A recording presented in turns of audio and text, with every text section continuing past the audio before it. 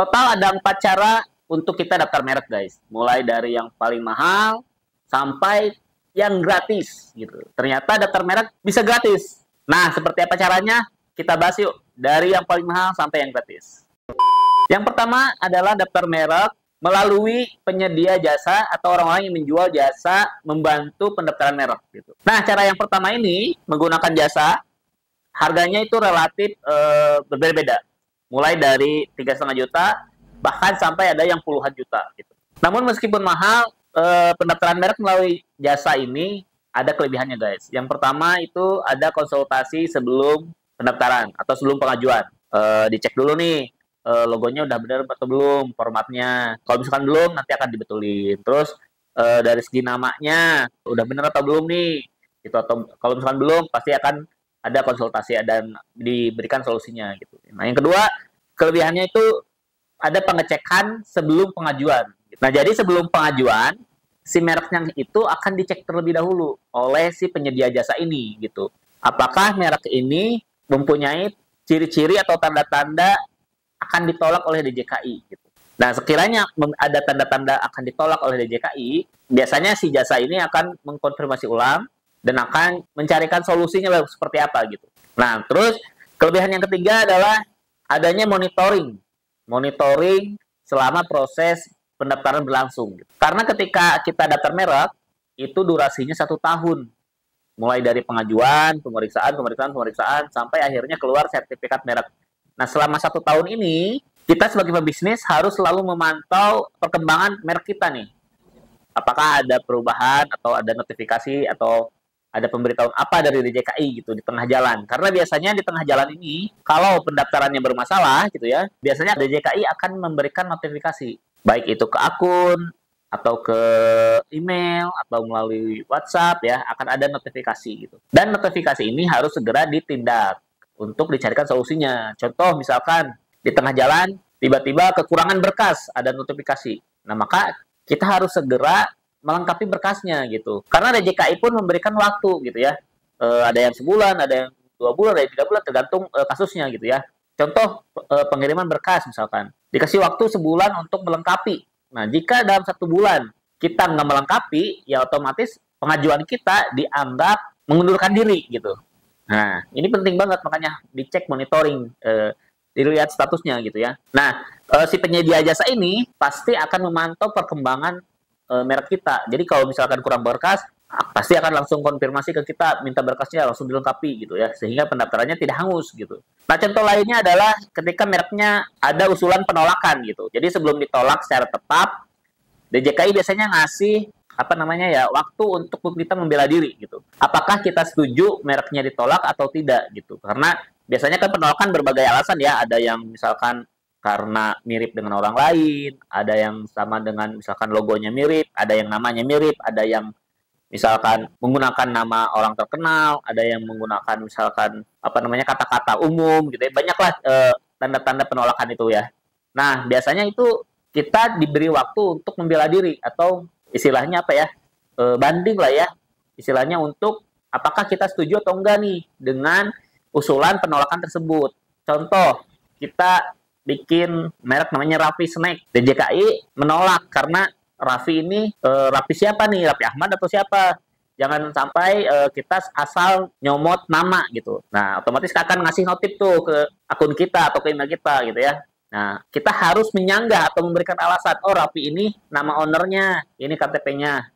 Kayak gitu. Jadi kita harus menindaklanjuti usulan penolakan tersebut gitu, agar mereknya tidak ditolak. Gitu. Contoh lainnya, usulan penolakan karena mirip, misalkan tadi Raffi Snack dengan Rafa Snack dianggap mirip gitu ya. Nah, kita setuju nggak nih Rafa Snack dan Raffi Snack ini mirip gitu? Nah, kalau kita nggak setuju, wah tapi kan beda logonya, terus produknya juga beda. Yang satu misalkan lidi-lidian pedas, yang satu misalkan gurilem gitu. Itu kan 2 hal yang berbeda gitu. Sehingga kita bisa mengajukan pembelaan diri. Gitu. Nah, fungsi dari si jasa ini adalah untuk menanggulangi atau menindaklanjuti notifikasi-notifikasi selama proses berlangsung, dan itu prosesnya 1 tahun gitu. Estimasi ya 1 tahun itu ya, bisa lebih bisa kurang gitu ya. Jadi kita nggak tahu nih notifikasi muncul di bulan keberapa, apakah bulan pertama atau bulan ketiga, ataukah muncul notifikasi di bulan ke-6, ke-8 gitu. Kita nggak tahu, sehingga kita harus pantau terus. Nah, kebanyakan teman-teman yang daftar merek tanpa melalui jasa itu tidak dipantau, sehingga ketika ada notifikasi, misalkan kurang berkas atau ada usulan penolakan, itu tidak ditanggapi, sehingga dianggap setuju untuk ditolak oleh DJKI. Dan uangnya hangus, kan sayang banget. Nah, kelebihan lainnya adalah di akun DJKI. Biasanya akun-akun pendaftarannya itu diberikan kepada kliennya. Atau misalkan untuk konsultan yang resmi, biasanya menggunakan akun dari konsultannya. Tapi bisa juga kita menggunakan akun kliennya, nanti akun kliennya itu diberikan ke si klien itu sendiri. Jadi, teman-teman pebisnis ini ketika daftar merek melalui jasa, nanti akunnya akan diberikan, dan akun ini berguna untuk perpanjangan merek, berguna untuk menambah kelas, menambah produk, atau menambahkan merek baru. Nah, itu bisa menggunakan akun yang sama gitu. Nah, itu ya tadi cara daftar merek melalui jasa, penyedia jasa. Itu kelebihan dan kekurangannya. Nah, yang kedua, kita bisa daftar merek secara mandiri dan online melalui metode umum gitu. Jadi kita bisa mendaftarkan sendiri menggunakan komputer kita ya, baik itu di rumah maupun di tempat-tempat lain gitu. Bisa daftar di mana saja secara online gitu, secara sendiri melalui jalur umum. Nah, jalur umum ini biayanya 1,8 juta, lebih murah dari yang penyedia jasa tadi ya. Cuman kelemahannya adalah kita harus melakukan pengecekan sendiri, gitu. Pengecekan apakah merek kita ada tanda ditolak atau enggak gitu. Kedua, kita harus memonitoring sendiri. Jadi tiap bulan dicek tuh mereknya, apakah ada notifikasi atau enggak gitu ya. Nah, pokoknya pendaftaran merek secara mandiri yang versi umum ini semuanya diurus oleh kita sendiri, dan baik resiko, baik keuntungan itu ditanggung oleh kita sendiri gitu. Nah, cara ketiga untuk daftar merek ini lebih murah dari yang pakai jasa dan metode umum, yaitu menggunakan subsidi UMKM gitu guys. Nah, semuanya sama persis dengan metode daftar mandiri umum. Hanya untuk mendapatkan subsidi ini, kita wajib melampirkan surat rekomendasi Dinas UMKM atau Dinas Perdagangan di kota masing-masing. Nah, misalkan teman-teman bisnisnya di Malang, otomatis teman-teman bisa minta surat rekomendasi untuk daftar merek ke Dinas UMKM Malang atau ke Dinas Perdagangan Malang. Nah, bilang aja, kita ke dinas, datang secara offline dan bilang, saya mau daftar merek menggunakan metode subsidi UMKM, dibutuhkan surat rekomendasi dari dinas gitu. Nah, saya minta surat dinasnya Bu, gimana caranya gitu ya. Jadi kita harus meminta surat tersebut, lalu nanti dilampirkan pada saat pendaftaran merek, dan kita akan mendapatkan subsidi, sehingga pendaftarannya hanya 500.000 saja. Nah, itu jadi lebih murah ya. Cukup 500.000 kita sudah dapat mendaftarkan merek kita gitu. Tiap dinas, tiap kota itu peraturannya beda-beda untuk mendapatkan surat rekomendasi ini gitu. Ada yang harus ke RT dulu, ke kelurahan dulu, ada yang misalkan harus bayar, ada yang harus punya NIB, nah macam-macam ya. Ada yang mungkin gratis gitu. Itu tiap dinas punya kebijakannya masing-masing lah gitu untuk mendapatkan surat rekomendasi dari dinas ini. Nah, teman-teman, saran saya datang dulu aja ke dinas di kota teman-teman. Habis itu tanya dulu nih, syaratnya apa untuk mendapatkan surat rekomendasi UMKM untuk daftar merek gitu. Nah, nanti dijelaskan syarat-syaratnya. Kalau misalkan nggak ada syaratnya, ya alhamdulillah. Tapi kalau ada syaratnya, ya dilengkapi dulu gitu. Karena setelah dilengkapi, terus surat rekomendasinya keluar, baru nanti bisa daftar merek dan mendapatkan subsidi yang 500.000 itu. Surat rekomendasi ini jadinya pun beda-beda tiap kota tuh. Ada yang 1 minggu, ada yang 3 hari, ada yang 2 minggu, bahkan ada yang sebulan.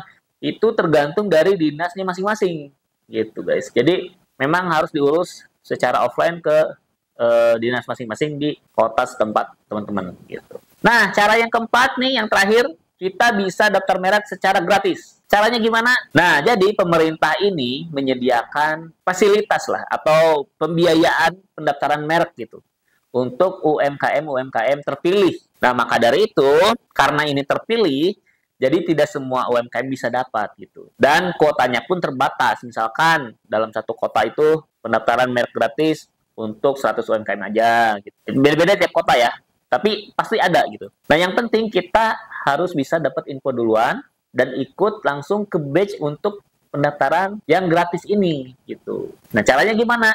Caranya yang pertama kita harus masuk ke komunitas pebisnis ya. Karena disitulah info-info beredar. Mau itu pendaftaran merek gratis, mau itu halal gratis, mau itu NIB gratis, mau itu misalkan BPOM gratis. Itu bermunculan di komunitas itu gitu. Dan itu biasanya info-info dari pemerintah, dari Pemda setempat gitu. Nah, makanya kita wajib banget aktif di komunitas gitu. Nah, ada juga memang dinas-dinas yang mengupload info tersebut ke sosial media. Contoh misalkan di Dinas Malang misalkan. Ngupload nih di Instagramnya. Pendaftaran merek gratis, silakan hubungi ini. Nah, tapi itu info yang beredar di sosial media itu pasti lama itu diuploadnya gitu. Info tersebut sudah beredar duluan di jaringan pribadi di WhatsApp, di grup-grup gitu ya, di grup-grup WA, secara komunitas. Biasanya seperti itu.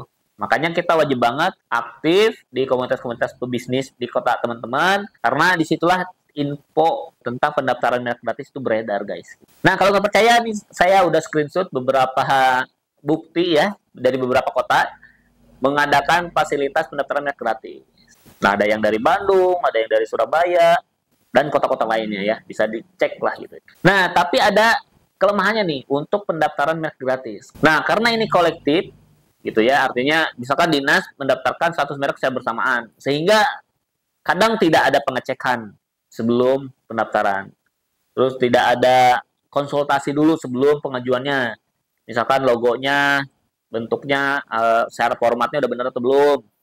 Itu nggak ada tuh, nggak ada pembahasan. Terus pengecekan namanya mirip sama orang atau belum. Itu nggak dicek. Mungkin hanya dapat lah seminar mungkin, tapi tidak dicek secara personal gitu. Ini apakah merek saya ini sudah benar atau belum gitu. Nggak ada pengecekan yang secara pribadi lah langsung gitu. Nggak ada itu biasanya. Yang ketiga itu alurnya mengikuti alur dari dinas tersebut gitu. Misalkan durasi ya, dari durasi yang harusnya misalkan pengajuan, kalau pengajuan kan 1 hari aja udah bisa ya.